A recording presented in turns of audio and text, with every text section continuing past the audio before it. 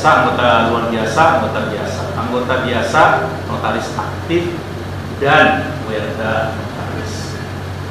Terus yang ketiga, anggota kehormatan. Kenapa anggota biasa?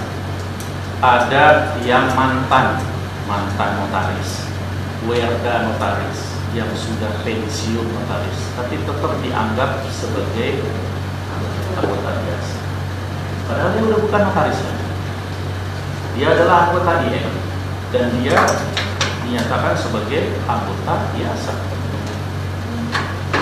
Ada yang bisa jawab itu? Tidak. Jadi kita beda dengan jabatan lain ya, jabatan yang menjalankan, ada yang disebut profesi. Karena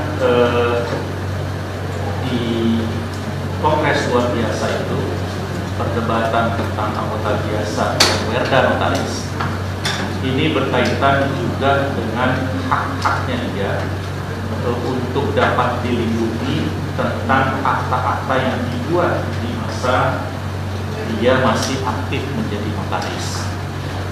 Katakanlah notaris X pensiun tahun 2015, tahun 2020 aktanya dijadikan alat bukti, aktanya dijadikan sesuatu yang menimbulkan sengketa. Ada tugas organisasi, karena INI ini perkumpulan yang komunitasnya dianggap sama ya. Jadi skala prioritas itu kalau di 2016 di periode yang baru sebelumnya sekarang adalah tentang ya, sebelumnya juga tentang pengayoman dan perlindungan anggota.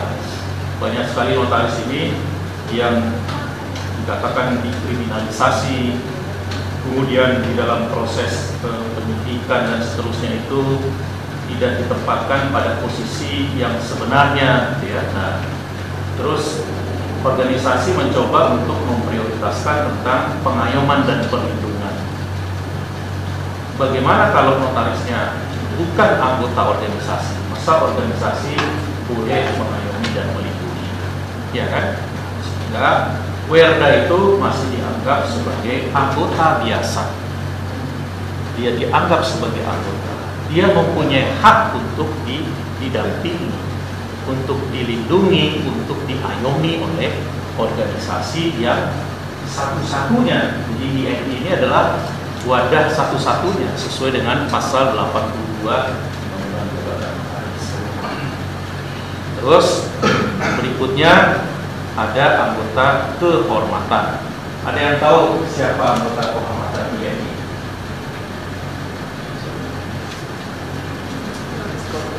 Ada yang tahu?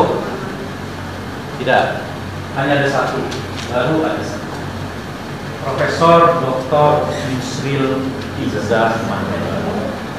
Kenapa? Beliau dianggap mempunyai jasa yang besar terhadap organisasi, terhadap INI, karena pada saat itu beliau memang intens untuk membantu sehingga lahirlah Undang-Undang Jabatan Notaris nomor 30 tahun 2004. Tidak gampang untuk melahirkan Undang-Undang Jabatan Notaris.